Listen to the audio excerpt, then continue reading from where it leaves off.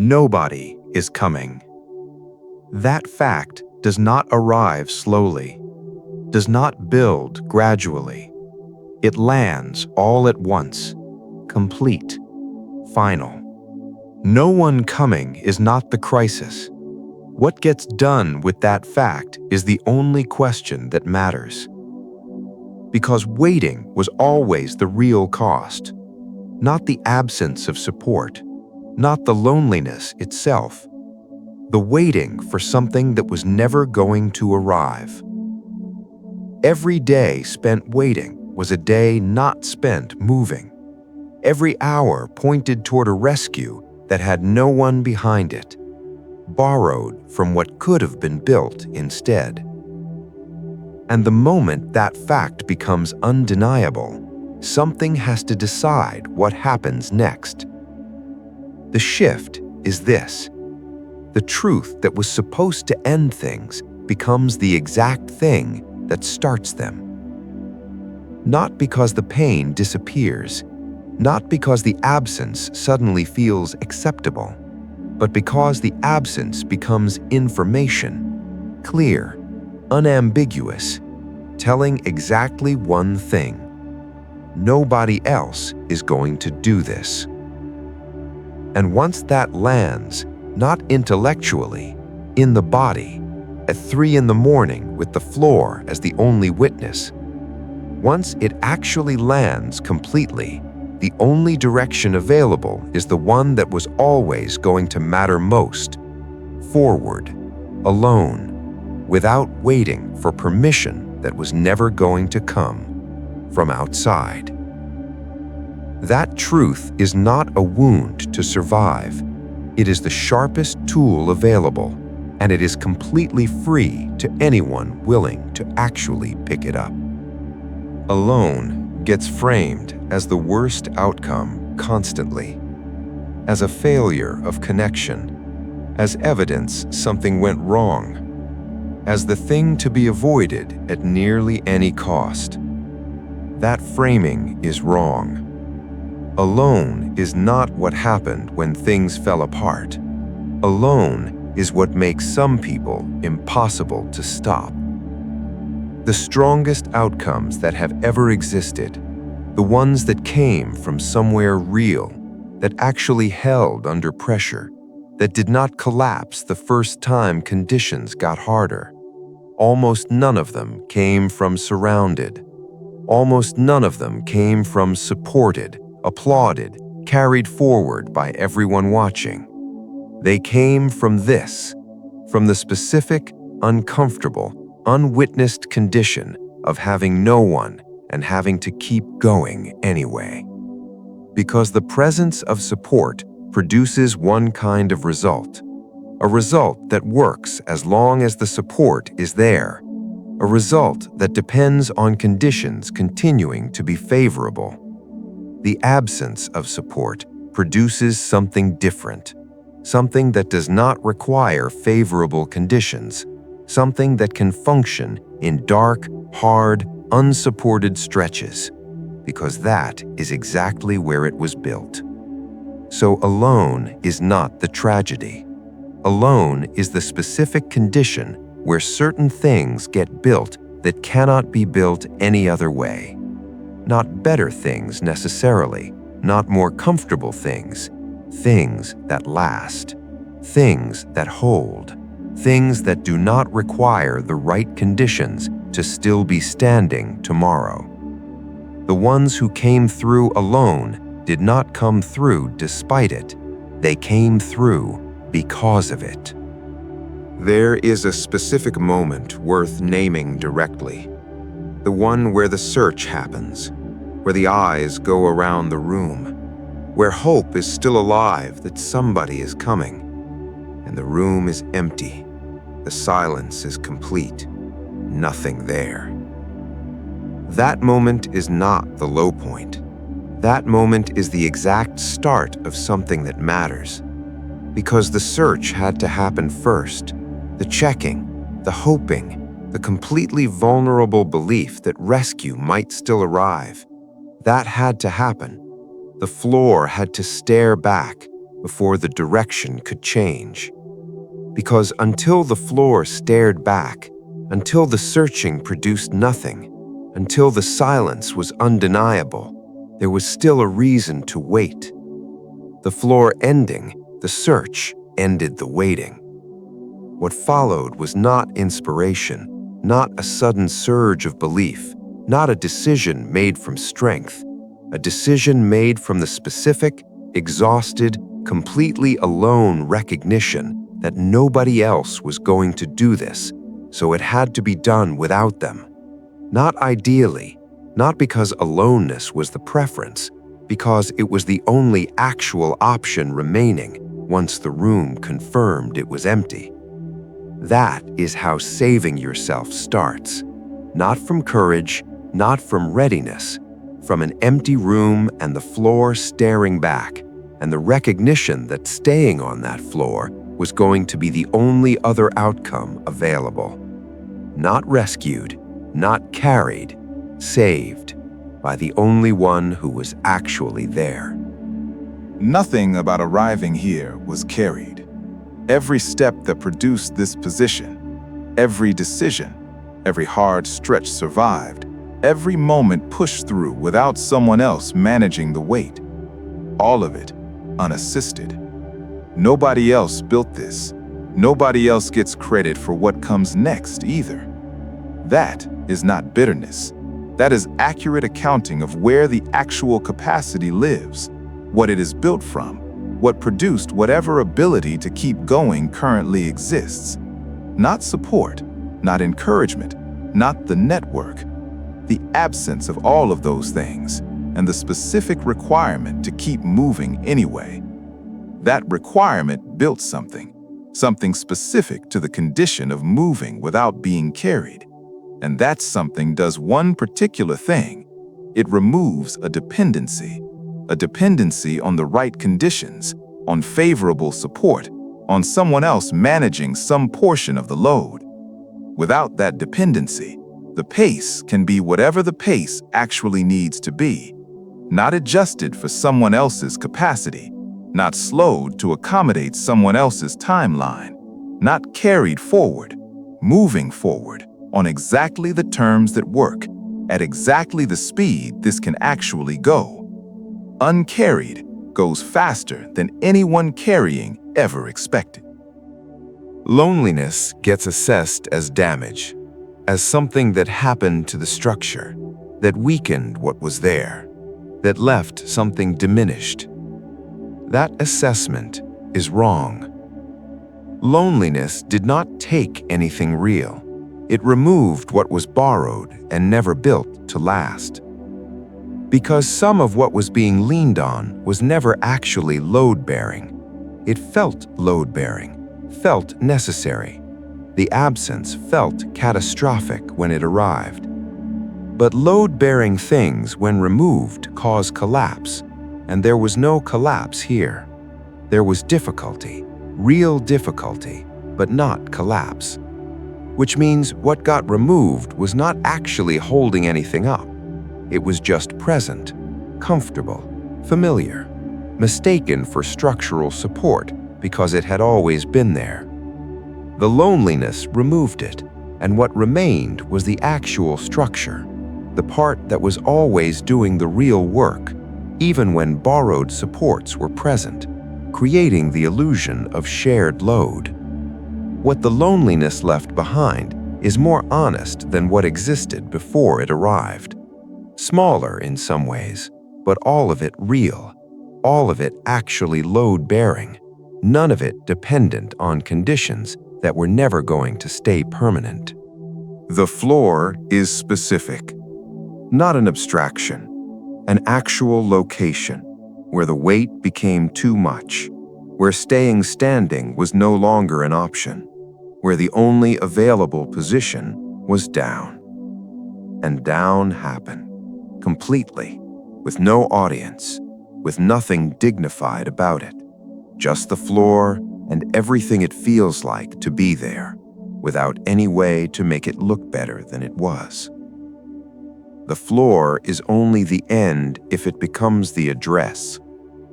Because being on the floor is not the problem. The floor happens multiple times, not once. What the floor cannot be allowed to become is permanent, cannot be allowed to become the place that started as a moment and ended as a decision to stay. That distinction is everything. Not that the floor was never visited, that it was always understood to be temporary, even when it did not feel temporary, even when temporary felt like a word that belonged to other situations, not this one. Even then, the floor was never the end, always just the lowest point before the direction changed. Not comfortable, not fast, not easy once the decision to leave it was made, but always temporary. The floor was never what this was going to become. What this was going to become was whatever came after getting up. Everyone went. Not gradually in some cases, all at once in some. Either way, the result was the same. Empty. And the empty was not the ending. The empty was when the actual work started. Because witnesses slow things down in ways that are hard to recognize while they are present. Performance creeps in, subtle. The effort getting adjusted, even slightly, for how it appears to whoever is watching. Without witnesses, that adjustment disappears. The work becomes exactly the work. Nothing managed for appearance, nothing calibrated for approval. Just what actually needs doing, done the way it actually needs to be done. That is not a consolation for the absence. That is a specific advantage the absence creates. The ones who left were not the foundation. They were just present, and their presence required something additional, some portion of energy managing the relationship to the presence. That portion is now fully available for the actual work. Not celebrated, not dramatized, just used. Exactly the way everything available gets used from here, without performing it for anyone, without managing how it looks, without witnesses who were never part of what this was building toward. The same fact can be read two completely different ways. Alone can be read as depletion, as the absence of what should be there, as evidence something has gone wrong. Or, alone can be read as removal of friction, as clearance, as the specific condition that allows certain things to happen that cannot happen when company requires management. The choice of how to read the same fact is not small. It decides everything that follows. This is not about forcing a positive reading onto a hard situation, not about pretending something painful is actually comfortable. It is about recognizing that the reading shapes the direction, and the direction is the only thing still open to actual influence. The situation is what it is. That part is not up for reinterpretation. But what the situation means, what it produces, what it makes possible, whether it becomes the story of being left alone or the story of what got built in the condition of being alone, that reading is still completely available. And it matters enormously. Energy going toward grief for the absence versus energy going toward building inside the absence produces very different results over time. The reading was chosen deliberately, not because it was easy, because the alternative reading was going to cost everything survival still required. Silence is not quiet when it comes from absence. When it is the specific silence of a room that used to have more in it. When it is the silence of a phone that used to ring more. When it arrives specifically from having less than before. That silence is loud, persistently, presently loud. It is louder than almost anything else in the room, and it demands a response every time. The response can be avoidance, which keeps the silence loud and keeps the energy needed to manage the avoidance permanently occupied. Or, the response can be training, treating the loud silence as the condition to work in, not the condition to wait out, not the condition to escape, the condition to get capable inside of. Because the silence of having no one is not going away on any predictable schedule. Waiting for it to become comfortable on its own does not work. What produces something is deciding to function inside it regardless, to work inside it, to build inside it, not comfortably, just continuously, until the continuous functioning produces a different relationship with the silence. Not loving it, not celebrating it, just being able to use it, being able to operate inside it effectively, until the noise it makes becomes background, present but not in charge. That conversion does not happen automatically. It happens through working in the silence until the silence runs out of power over what happens inside it. Not inspiration, not a surge of belief, not readiness, not feeling strong enough, not any of those things. What produced the getting up was only this: nobody else was going to do it. That is the full accounting of why the floor got left. Not more complex, not more noble. The recognition that waiting for something to change from outside was a direction that led exactly nowhere. And the only available alternative to waiting was getting up. So, getting up happened. Not comfortably, not confidently, not with a clear picture of what it was going to produce. Just the simple, unglamorous, completely unwitnessed act of getting off the floor. Because the floor was not the answer. That moment is worth being clear about, because it is the most important moment in the whole sequence. Not the arrival, not the success, not the visible result later. The getting up from the floor, in private, without an audience, without certainty about what came next. That is where everything else that followed was actually decided. Not the dramatic moments later. This one, the floor.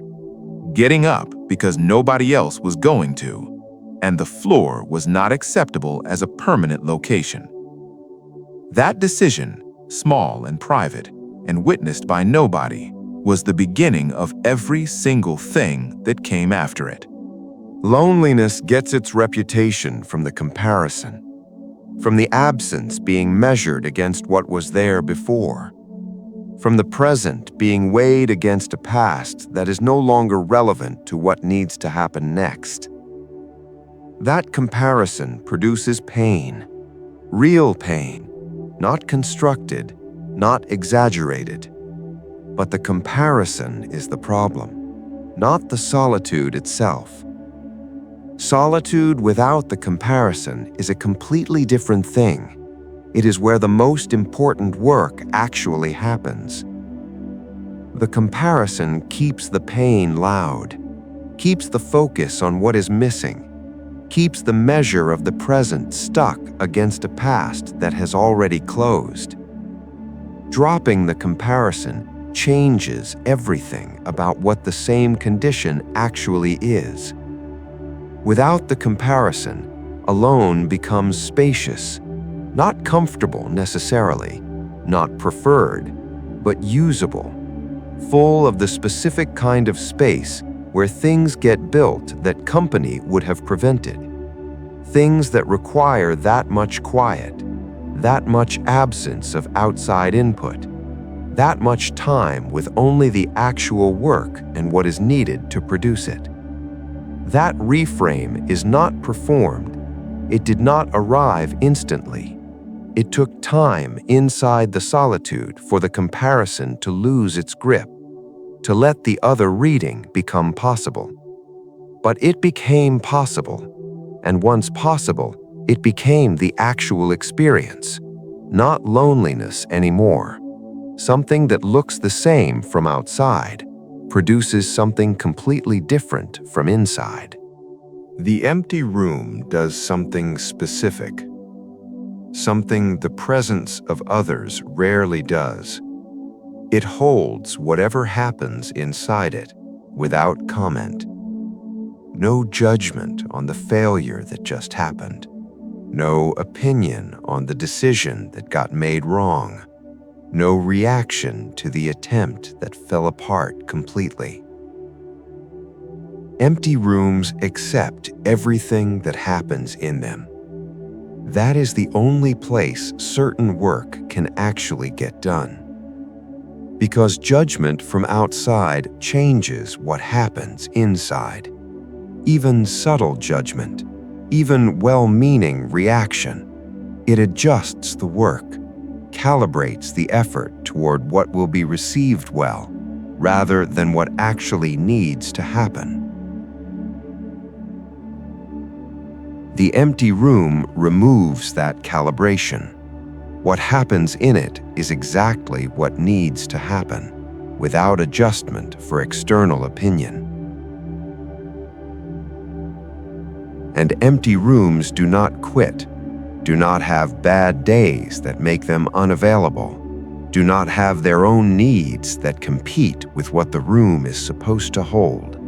Simply there, consistent, available, holding whatever happens inside without any of the complication presence always eventually introduces. Becoming comfortable there required time. The first stretch inside the empty room was not comfortable. The silence was loud. The absence was present.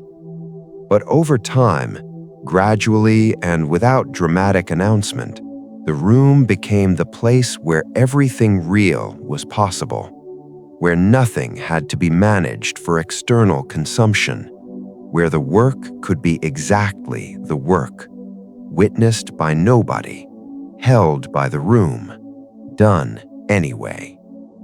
A corner full of support provides what it provides: different perspectives, different capabilities, different strengths applied toward the same problem from multiple directions at once. Valuable when available. When not available, a different process has to happen.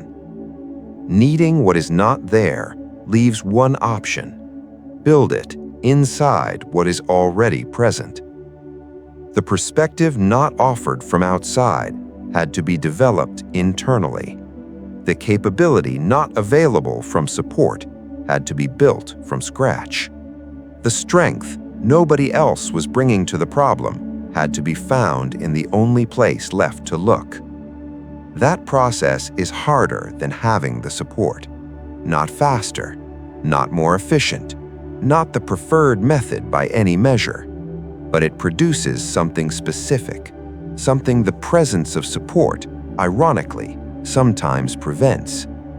The development of internal resources that do not depend on anyone else's continued availability.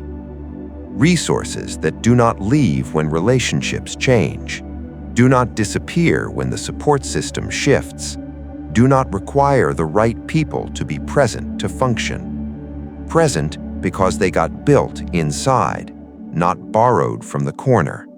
Built, and built things stay, even when everything borrowed has already gone. The ground has been visited more than once. Not once dramatically and then never again.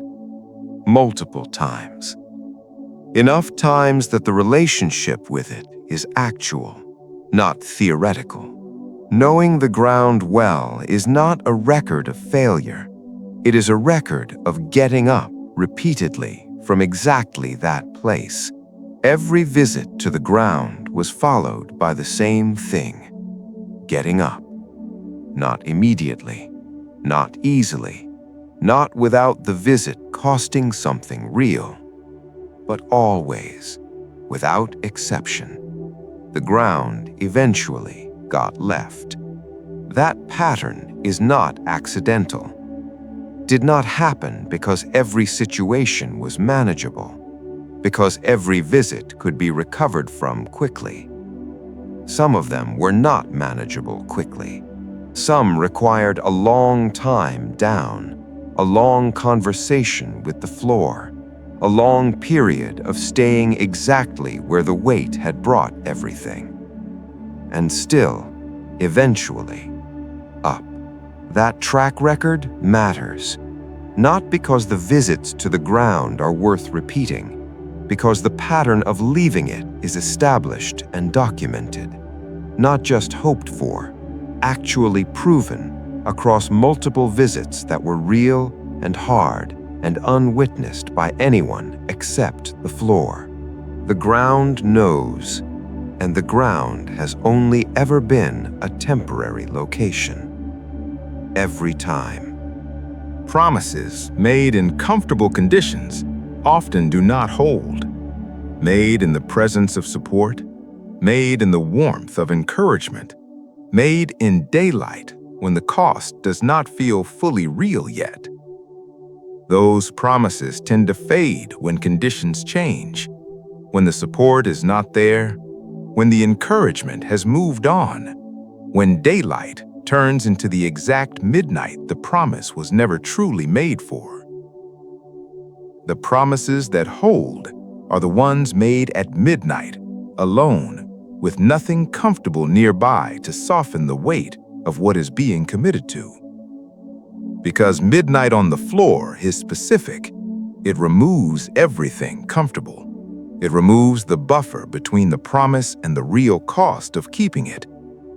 A promise made there is made with full information, no illusions about conditions being better than they are, no optimism smoothing over what the reality of the commitment actually asks. Just the promise, made in the hardest available conditions, with complete visibility into what keeping it is going to cost.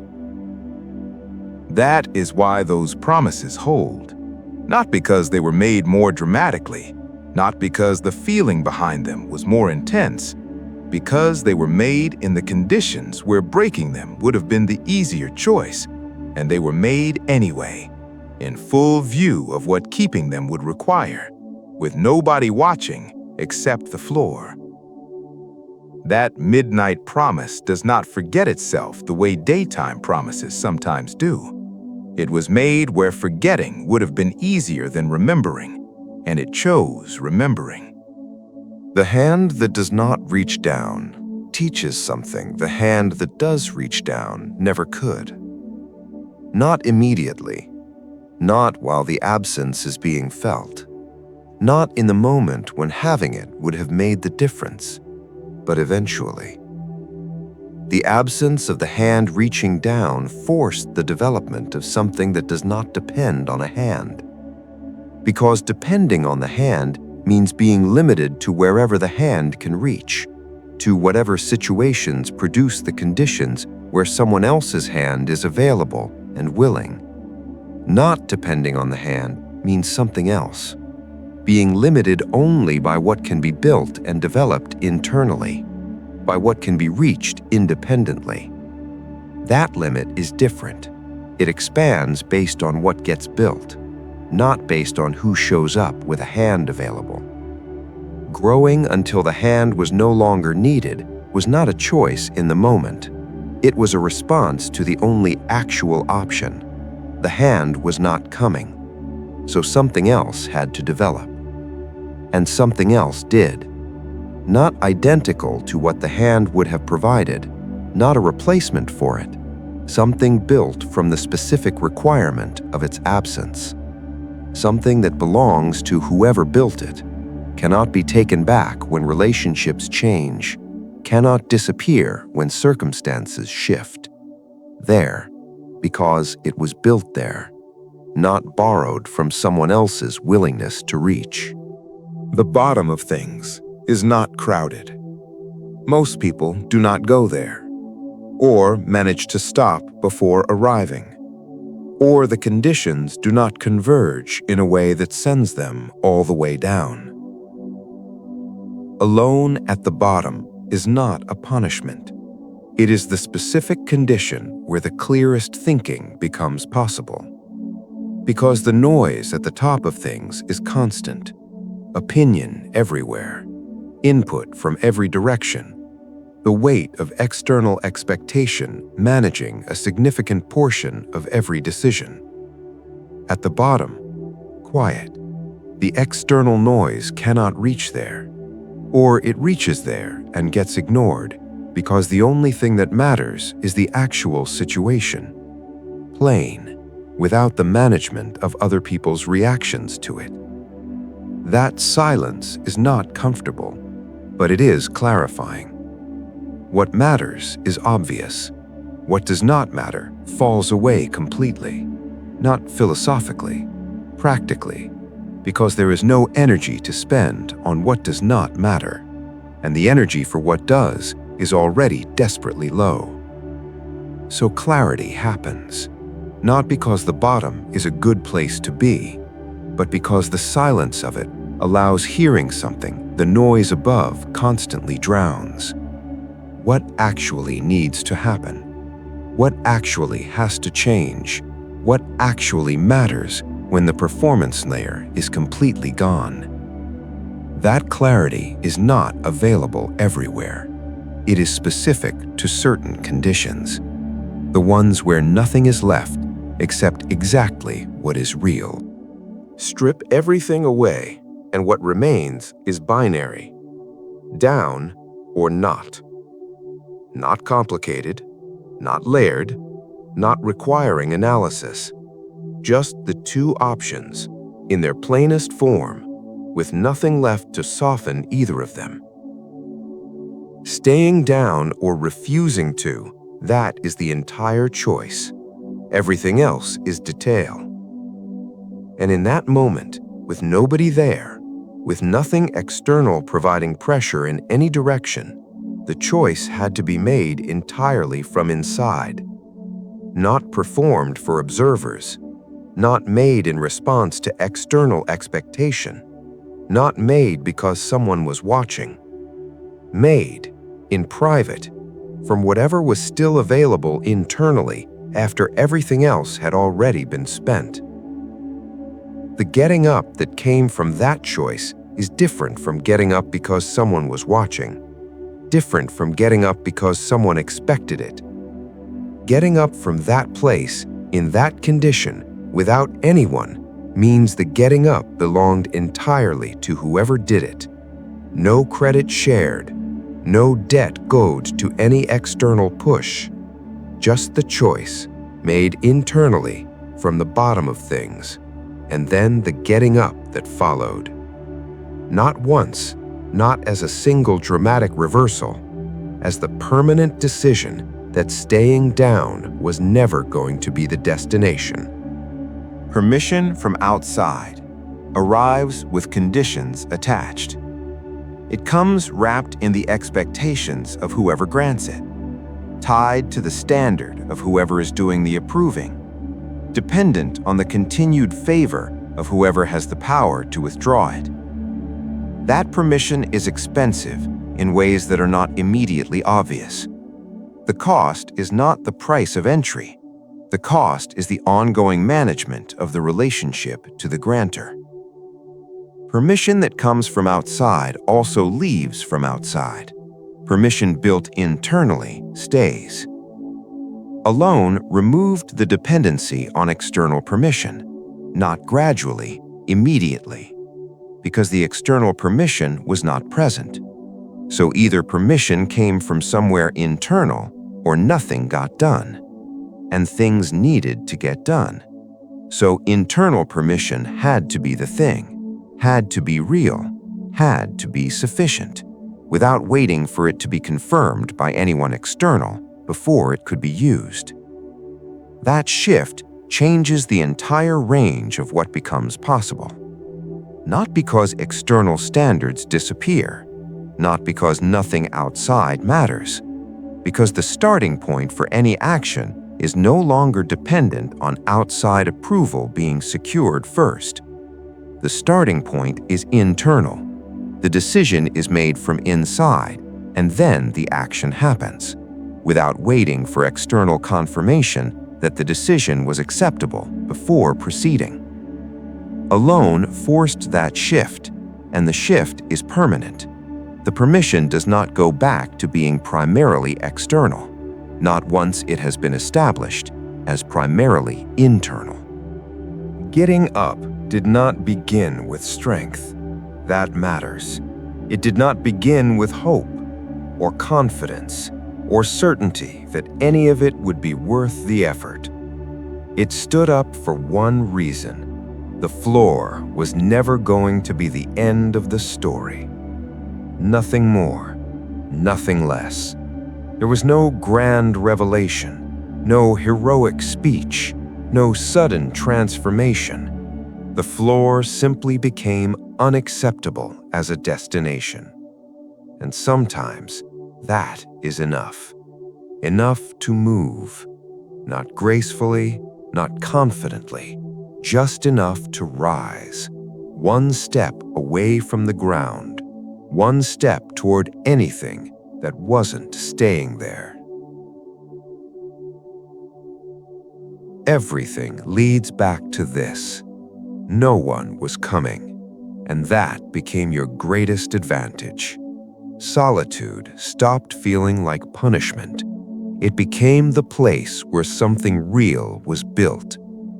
The floor stopped being a grave the moment you refused to give it your address. People left. The work remained. The silence that once felt unbearable became the place where discipline was forged. You stood because no one else could do it for you. Empty rooms became training grounds. Loneliness became self-reliance. Support disappeared. Character did not. You hit the ground more than once, but every time you left it. Promises made at your lowest became the ones you kept the longest. You grew until no hand was needed to pull you forward. At the bottom, clarity arrived. The choice was stripped down to its simplest form: stay or stand. No audience, no applause, no permission, only your decision. Everything came from that moment, alone and rising anyway. That is not a tragedy. That is resilience in its purest form. So if today finds you on the floor again, remember this. You do not have to feel strong. You do not have to feel hopeful. You only have to decide the floor is not where your story ends. Now, get up.